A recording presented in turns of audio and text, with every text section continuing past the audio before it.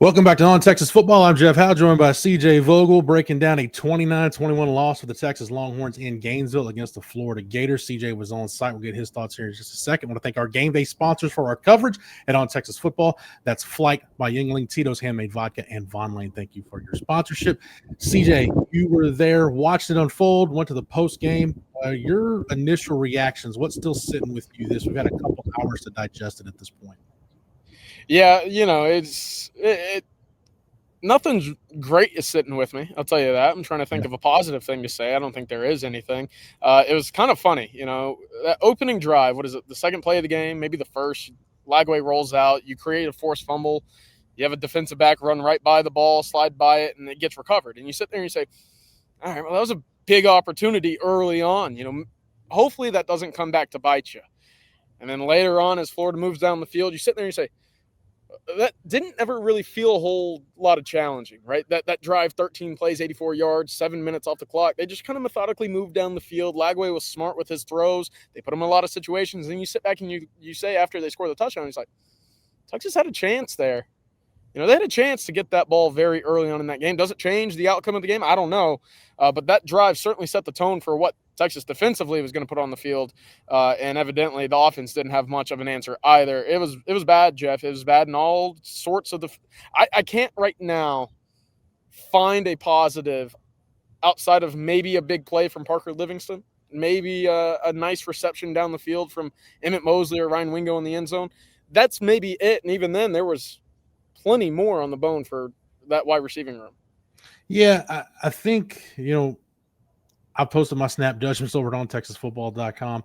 And I don't know where you are, CJ, but I said, I'm disappointed in the defense because I didn't see this coming, but you feel like the talent's there for them to get this turned around. Obviously, we'll see if this is something that lingers or if maybe this was an aberration. I mean, we talked about during the week, and I don't know, maybe I just kind of jinxed this team with some of my talk during the week. I said, hey, Florida's got the pieces to be much better than they've been offensively. You just hope this isn't the week they figured it out. And this was the week that they figured something out, CJ, and they were able to run the ball, like you said, pretty effectively, averaged 5.4 yards per carry in the first half. They ended 4.3 because, I don't know, Billy Napier's clock management. I don't know what some of that was late in the second half, but I digress. It's drama for another day. But, CJ, I said I was disappointed in the defense. I'm at a loss for where Texas goes here offensively because pretty much everything that we said could not happen in this game ended up happening. Chiefly, they couldn't establish the run, and everything fell on Arch Manning's shoulders. Yeah, there was too much hero ball from Arch, but I mean, at that point in the game, what else could you ask for, And I know Arch is going to take a lot of the blame for this, and should there have been some hot routes hit on some blitz coverages that Florida threw at him? Sure, perhaps. Should there have been some adjusted protection? Perhaps. But when you're consistently under pressure, Jeff, I mean, I don't know what else to say. This Florida front had 3 sacks coming into today. We beat that stat to death in the week building up, in the 2 weeks building up to this game, and they doubled it tonight in this game alone. They had 6, and they probably should have had 9. They probably should have tripled it if it weren't for a few 6-inch gains from Arch Manning just falling forward. I have no real answers for this offensive line. I don't think anybody does, and it begs the bigger picture because that Texas offensive line last year, it was good. You sent 4 guys to the NFL, right? It was solid. But what was the lingering issue? You couldn't run the football against teams with the pulse in that front 7, and you're not going to beat any teams in the SEC if you run for 14 yards on 11 carries. It just puts too much strain on your quarterback, your play caller, and your offense in general if you can't get free yards running the ball up the middle.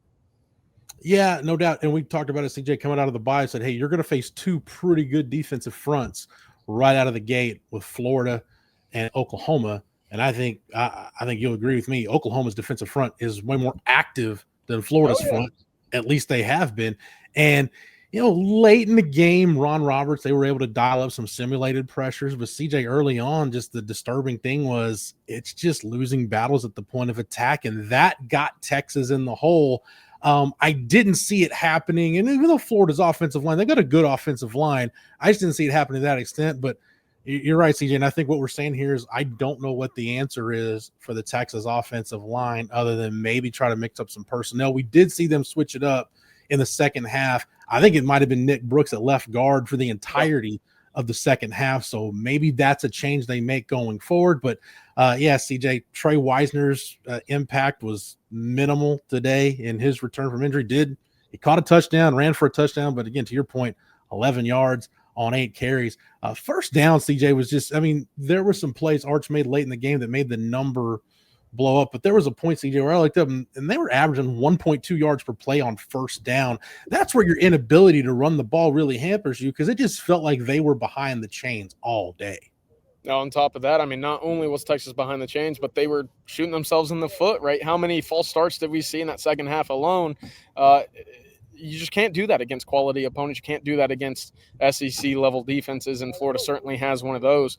But you're absolutely right. It just felt like Texas the entire day was making things much more difficult on their self by their own doing. CJ, what do you make of the defensive effort in the second half? Like I said, there was some clock management stuff by Billy Napier late that I underestimated his ability to put his team in a position to snatch defeat from the jaws of victory, which almost happened. But you look at the totality of it, and Florida only averaged 2.9 yards per carry in the second half. You were able to, Michael Taft gets the interception, but that was overshadowed, CJ, by the big plays. And we talked about it going into the week. That to me is the most disheartening thing, because you feel like the run issues, okay, this defense is going to be better against the run, but coverage was an issue from the start. We talked about DJ Lagway was the worst deep ball throwing quarterback in the country coming into this game, and they hit massive plays over the top, including the Dallas Wilson touchdown, the long touchdown, which CJ, quite honestly, actually the 2 Dallas Wilson touchdowns, that's about as bad as we've seen single plays from this Pete Kwiatkowski defense in a very long time. Yeah, it's funny. It's almost like every stat that we brought up to kind of discredit and predict what Florida would be like in this game came back, and he just kind of laughed in our face with it. But no, the 60-yard play to Vernell Brown was a big one. Obviously, Florida, those were the only yards on 5 plays that they were able to rack up on that drive. Ended up with 3, and of course the big play to Dallas Wilson. That's 10 points on 2 plays. Outside of that, defensively, you played very well, right? The run was stuffed. You mentioned the yards per attempt there. I didn't think Florida had much success at all offensively outside of those 2 plays. Unfortunately, those 2 plays put 10 points on the board, and that was the deciding factor for the Longhorns. But ultimately, you got to start better. You can't rely on 3 and outs and forced fumbles or whatever to get off the field on every single possession to save yourself in a game in the second half. You just have to plant that foundation a little bit stronger in the first half, and it was surprising, in my opinion, Jeff, just how poor it was to start a game. Yeah, the only other thing I wanted to hit, CJ, were the 2 things that I just think are going to hamper this team: their inability to play complementary football, just stringing those, where the offense is playing off the defense or you're playing off the special teams, just stringing those. When the defense did get stops, that's when the offense was either turning the ball over or going 3 and out and getting behind the chains. Special teams, you had a punt block for a safety today. And CJ, the penalties, again, I don't fault Nick Brooks for the 2 false starts because he hasn't played hardly at all this year. And then you're going to put him in that environment, in that situation. That's a recipe for disaster. Just is what it is. But 10 penalties, 70 yards, CJ, I think at some point you just got to say, man, this team's just undisciplined. And you just got to, I don't know if they're going to turn the corner penalty wise. This may be a problem the rest of the year.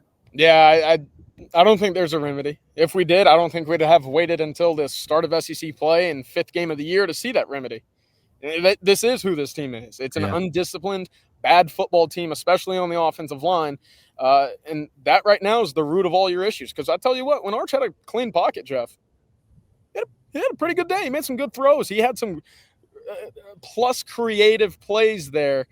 There was just far too many opportunities for that to be the case. And, of course, the penalties were a big reason why. Yeah, to your point earlier, you're just really up against it at that point. But, CJ, there's no silver lining when you lose a game. Yeah. But as bad as it was, they still had the ball at the end of the game with a chance somehow to send it to overtime. That and $5 will get you a cup of coffee at Starbucks. But, CJ, they do play Oklahoma next week, and we'll see if Oklahoma gets John Mateer back. But I'm not going to discount this game because there are lingering issues, and some of these issues are going to need to get fixed in the offseason. But, CJ, you've even been around this long enough. The ball just bounces weird in that game. Weird stuff happens. So who knows what we're going to see next week in Dallas? Yeah, I think Steve Sarkisian better be praying that John Mateer and that thumb has not healed, because otherwise you're going to be 3-3 through 6 games, and you're going to be 0-3 against every team with the pulse. Yeah, and that's not a place you want to be at all. Well, we'll a lot to unpack here on the channel and on the site from this one, and we will do it throughout the next few days. CJ, thanks for the knowledge and expertise. As always, thank you to Matthew behind the scenes for producing it. Thank you again to our game day coverage sponsors, Von Lane, Cito's Handmade Vodka, and Flight by Yingling. If you're not a member over at ontexasfootball.com, get over to the site right now. Become an OTFOG by signing up using the promo code OTFOG. That'll get you 1 year of access at ontexasfootball.com for $39.95. Make sure you like this video and that you're subscribed to the On Texas Football YouTube channel. That way, whether it's here on the channel or over on the site, you're not missing any of our coverage before, during, and after every Texas game this season. For CJ, for Matthew, for the entire On Texas Football staff, I'm Jeff Howe. Thank you so much for watching and listening. And until next time, welcome.